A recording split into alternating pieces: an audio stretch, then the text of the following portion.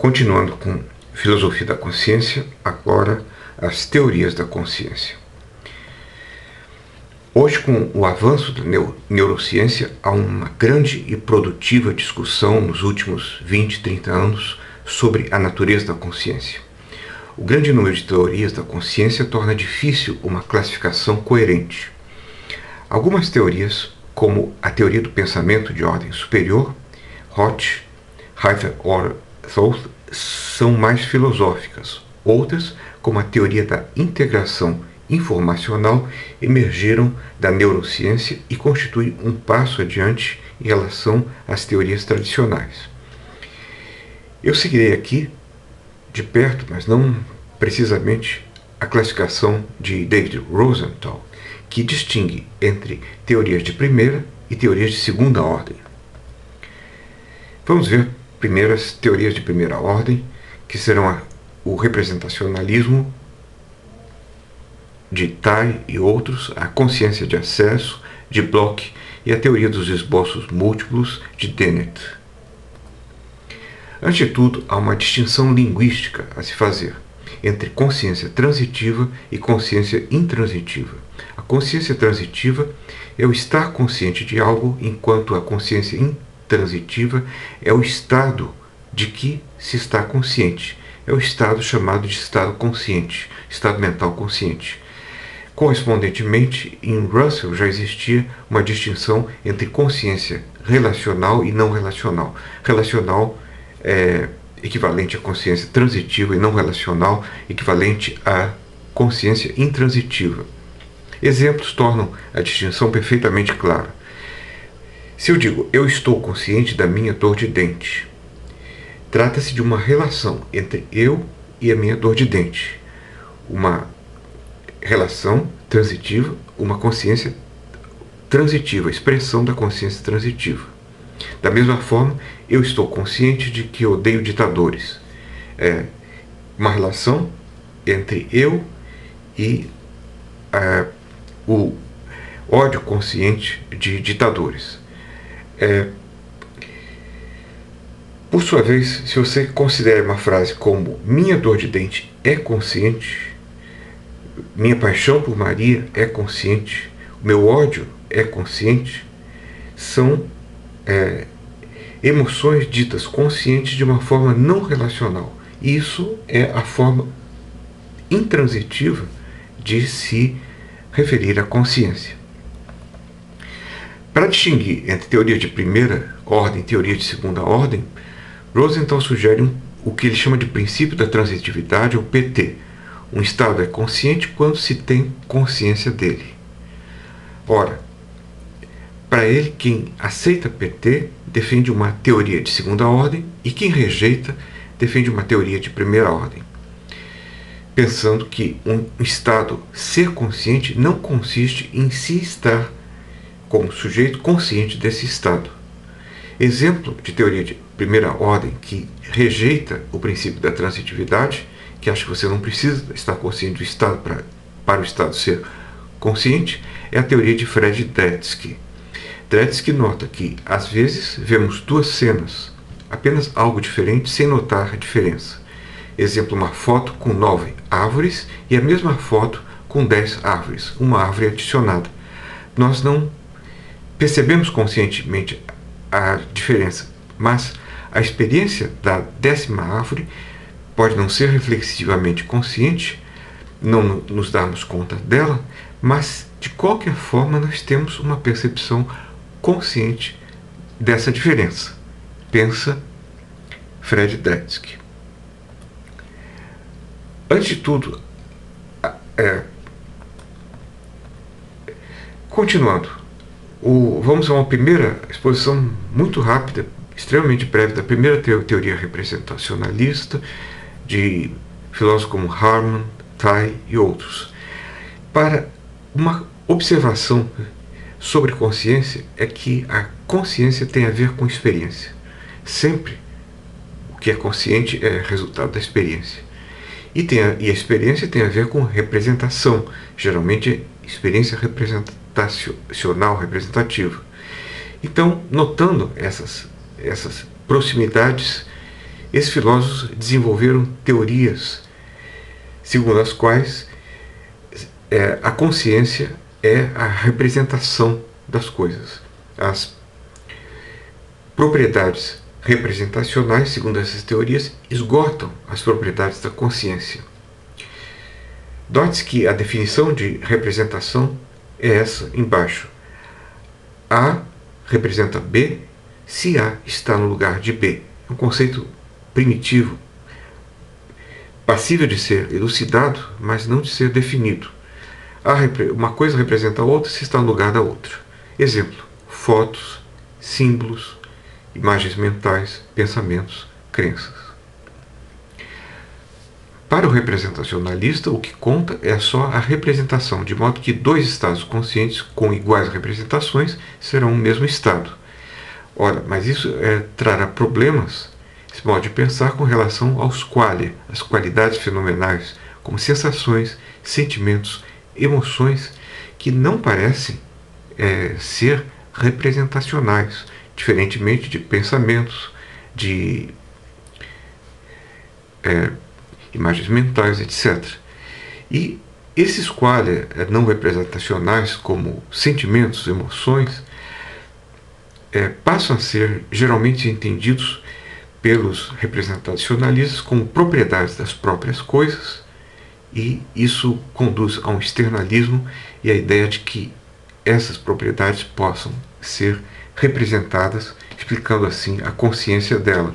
E há nisso uma espécie de eliminação dos qualia propriamente ditos, o que também será problemático. Outras teorias são as teorias integracionistas, poderíamos dizer, da consciência. E aí há uma grande quantidade, um grande número, e que são teorias também importantes. Elas exploram o fato de que os estados conscientes interagem de modo global e precisam estar globalmente integrados, e produzem através disso efeitos mentais e comportamentais. Kant, Freud e outros já haviam apontado para isso. Uma primeira teoria ou definição de consciência que é integracionista é a de Ned Block, que distingue entre consciência fenomenal e consciência de acesso. A consciência de acesso é aquela cujo conteúdo está à disposição para ser usado como premissa no raciocínio, como controle para o controle racional da ação e na fala. Por exemplo, você tem um conteúdo de consciência, um pensamento. O que você está pensando será consciente se você pode usá-lo como premissa de raciocínio, se você controla as suas ações, o que você vai fazer através dele, e se você pode externá-lo através da fala. Tem sua lógica. Isso aí tem a ver com a ideia de Dennett, de que a consciência é celebridade cerebral, a ideia de conexão global, que será tratada mais a seguir, e a possibilidade que o estado consciente tem de ter impacto em todas essas áreas. Uma teoria particularmente desenvolvida foi a de Daniel Dennett, no livro clássico de consciência chamado Consciência Explicada, de 1992. Dennett desenvolveu o chamado modelo de consciência dos esboços múltiplos, multiple drafts. A teoria de Dennett se opõe a um antiquado modelo do teatro da consciência. Segundo esse modelo, a consciência resulta de um observador central que faz um recebimento, um taking, do que percebe no teatro. Esse observador é uma espécie de sujeito. Então, primeiro, é uma espécie de sujeito fixo, interpretador dos dados. Então, primeiro os dados precisam ser todos processados pelo cérebro, e depois disso eles são apresentados, entregues ao observador central que os aprecia. Já o modelo dennettiano é diferente. Nós temos esboços múltiplos. E os esboços múltiplos, o modelo deles é o de microrecebimentos não localizados. Nós vamos ver o que isso quer dizer.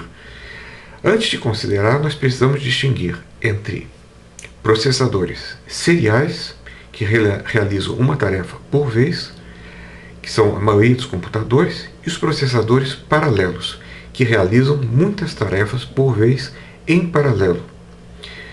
O cérebro é, para Dennett, um massivo sistema de processamento paralelo.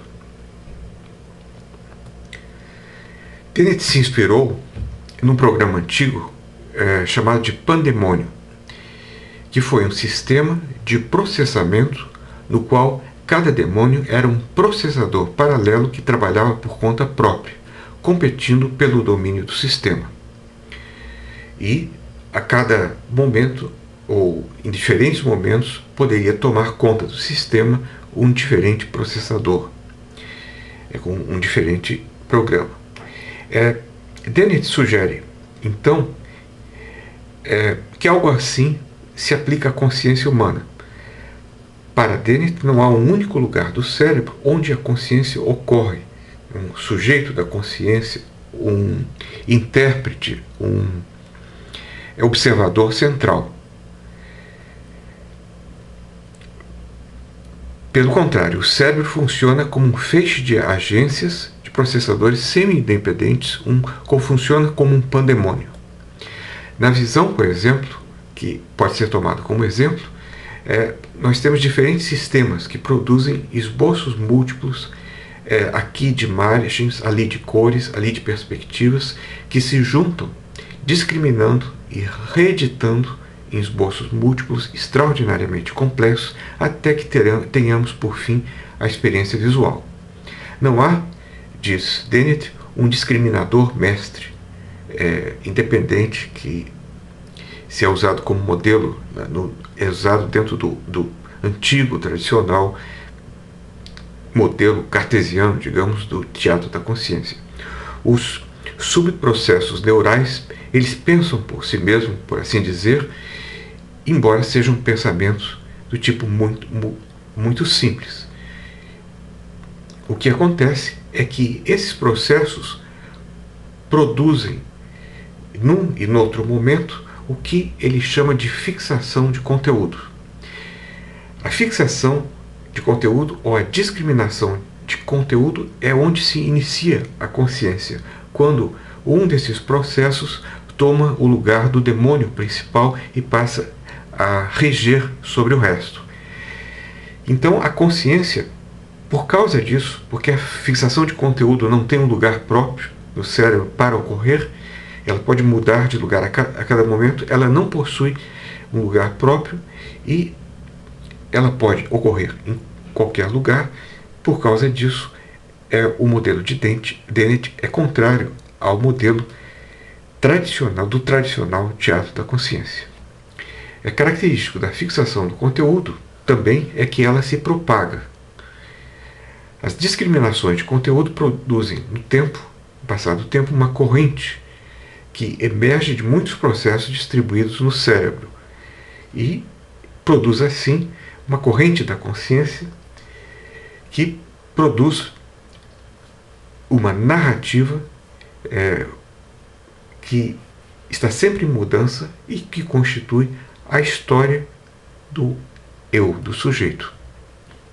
O eu, portanto, para Dennett, não é alguma coisa que está controlando tudo, mas é uma coisa que é produzida. Ela não é uma instância unificadora do campo da consciência, como seria para Descartes e Kant, eu penso, mas ele é uma emergência virtual. Ele é o produto da relação interativa entre os componentes do sistema. O resultado é que, para Dennett, a consciência é celebridade cerebral. É celebridade mental, que é a mesma coisa que o grau em que um dado conteúdo influencia o desenvolvimento futuro de outros conteúdos através do cérebro, especialmente com respeito aos efeitos manifestos no discurso e no comportamento da pessoa.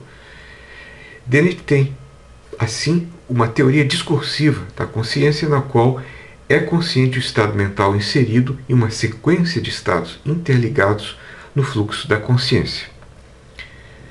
O próximo resumo, bastante resumido e imperfeito, será sobre as teorias do espaço de trabalho global e a teoria da integração informacional.